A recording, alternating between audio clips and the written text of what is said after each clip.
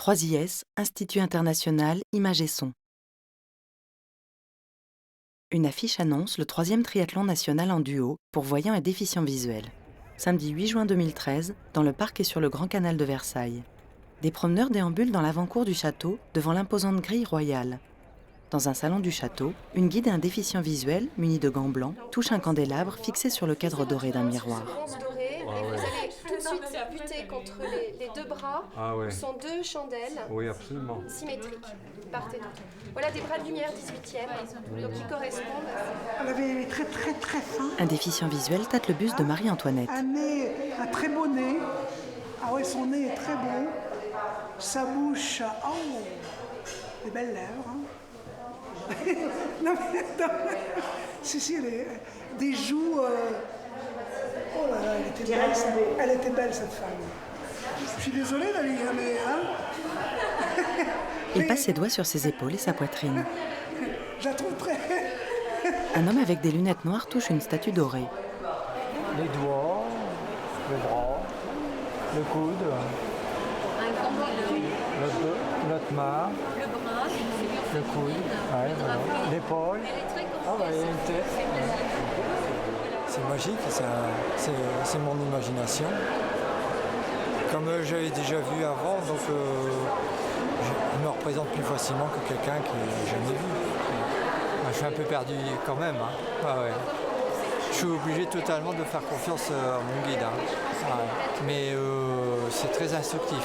Dans une des nombreuses chambres, Il y a un toit.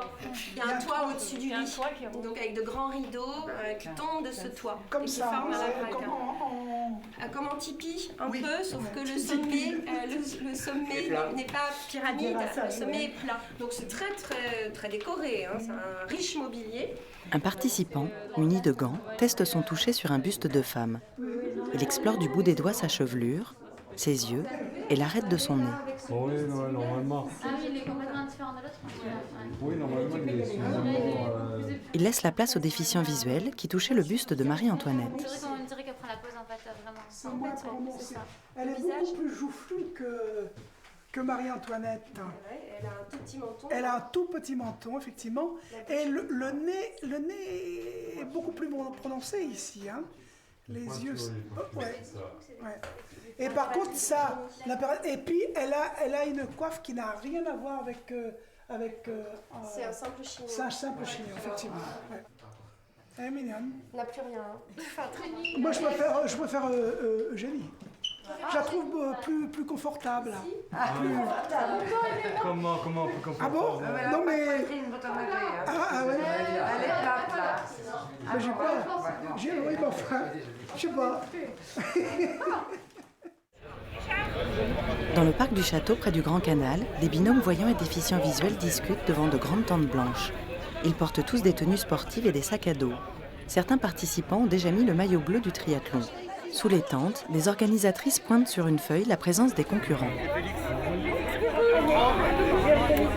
La boîte en parfum. Vous avez donné votre groupe et le sport. Est-ce qu'il y a des malvoyants qui sont pas inscrits? Cherchez votre malvoyant. Non? Ah ben vous venez. Venez. Les organisatrices distribuent des dossards numérotés et des maillots bleus. Une non-voyante parle avec son binôme. En fait, pour courir, ils ont expliqué un petit peu comment on faisait chacun sa méthode. En fait, moi, j'utilise les bandeaux de ma fille quand elle était petite. Elle passe le bandeau autour de son poignet et de celui de sa guide. Oui, dans la main. Non, dans le poignet. Donc, voilà. Et moi, je me mets comme ça. Voilà. Et je sens. Voilà, si tu me guides, ben, je sens à peu près ce que tu fais. Je m'appelle Salima Kerboué. C'est la 3e édition du triathlon. Je suis ravie d'être là. Et puis je suis ravie de faire cette course avec Claude. Claude, c'est un guide et ami avec qui je partage pratiquement toutes mes courses. On a acquis des automatismes ensemble et voilà, je trouve que ça va être un beau moment de partage, d'amitié, de rigolade aussi, parce qu'on est là pour ça aussi. Pour gagner un peu quand même. C'est parti.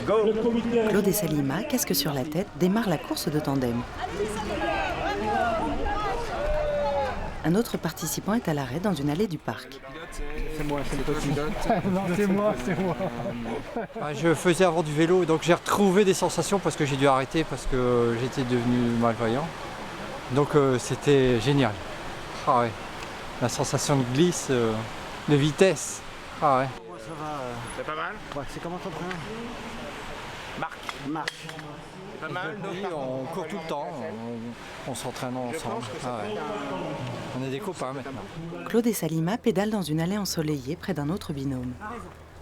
Souris, il nous filme. Plus tard, au point d'arrivée.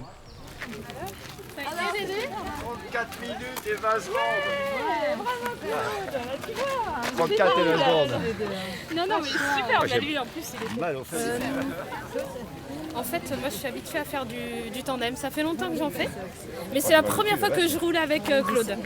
On n'avait jamais roulé ensemble, donc voilà, on s'est synchronisé au fur et à mesure et on sentait qu'on prenait des automatismes au fur et à mesure. Mais c'est un beau parcours, c'était vraiment agréable. Un autre binôme. C'est un couple, hein. Il y a différents couples, hein. Mais il y a des choses tu vois, qui ne tombent pas, il y a tout de suite quelque chose.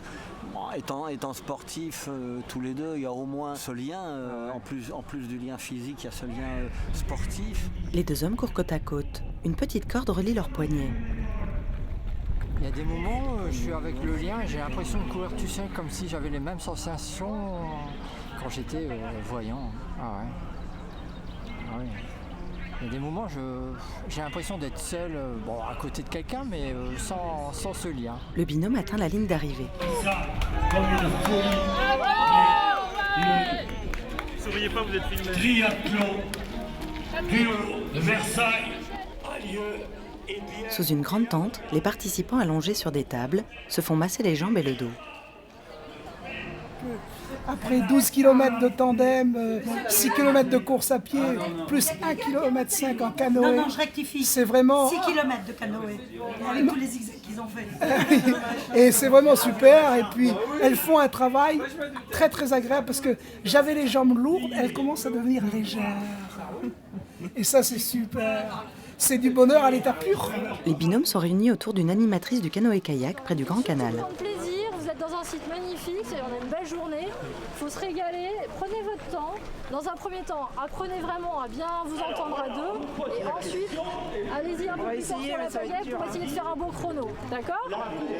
Je vous laisse avec vos bénévoles après pour voir tout ça et on se donne rendez-vous à l'arrivée, d'accord? Voilà, donc ça c'est une pagaie, vous avez des marques en fait pour les mains, pour savoir où mettre vos mains. Donc là vous en avez une aussi à droite et à gauche. L'homme avec des lunettes noires prend la pagaie et vérifie sa hauteur. Près de lui, son binôme teste aussi sa rame. On va embarquer, alors on va aller... Le déficient visuel pose sa main sur l'épaule de son guide qui l'entraîne vers la rive. Plus loin, Claude aide Salima à entrer dans le kayak biplace. Tu vas le mettre dans le trou. Voilà, tu es sur le siège, là. Ton pied est sur le siège. Ton autre pied, il est dans le fond du kayak. Tu tournes ton pied gauche, voilà, et tu vas rentrer dans le trou. Non, n'aie pas peur, on tient le machin. Voilà. Allez, ciao, hein, tu te débrouilles. Hein. Claude s'installe à l'arrière du kayak. Ça va, stabiliser. Côté gauche. Côté droit. C'est bien, t'es bien là. J'ai la phobie de l'eau, donc c'est vraiment une phobie. J'ai eu un accident quand j'étais ado et du coup depuis j'appréhende beaucoup cette épreuve et je compte sur Claude pour mener la barque. Moi je me sens en confiance, c'est ça, totalement. Sur l'eau, les participants pagaient à l'unisson. Des arbres touffus taillés en carré bordent les paisibles rives. À l'arrivée, Claude aide Salima à descendre du kayak. Ça s'est très bien passé parce que Claude et moi on se connaît depuis longtemps, donc au final il a réussi à me redonner confiance et au fur et à mesure du parcours j'étais de plus en plus détendue. On va monter les marches. On est à Cannes, là, tu as une première marche ici, pied droit. C'est la confiance et puis on acquiert des automatismes en fait. Des fois on n'a même pas besoin de se parler parce que je comprends tout de suite ce qu'il veut, le geste qu'il fait, voilà. L'homme avec des lunettes noires et son guide, installé à l'arrière, démarre le parcours. Un homme n'a rien fait dans sa vie si un jour il n'a pas fait quelque chose pour quelqu'un. Donc voilà, je crois que c'est un petit peu le symbole, c'est ce qui m'anime moi, faire quelque chose pour quelqu'un. Je reçois beaucoup plus que le temps que je peux donner. Oh non, je crois que c'est un échange. Parce que tu donnes et peut-être que moi je donne aussi. Mais... Ouais, ils tissent des liens très forts. Ouais, c'est bien. C'est aussi le but de la vie. Il n'est qu'un luxe véritable, c'est la relation humaine, disait Saint-Exupéry, moi je crois. Les deux hommes pagaient rapidement avec une parfaite coordination. C'est quand même génial. Hein. Ouais, c'est génial. Ouais. Les deux hommes ne ménagent pas leurs efforts et avancent vivement. L'image devient noire. Audiodescription de Dune Cherville pour la VH.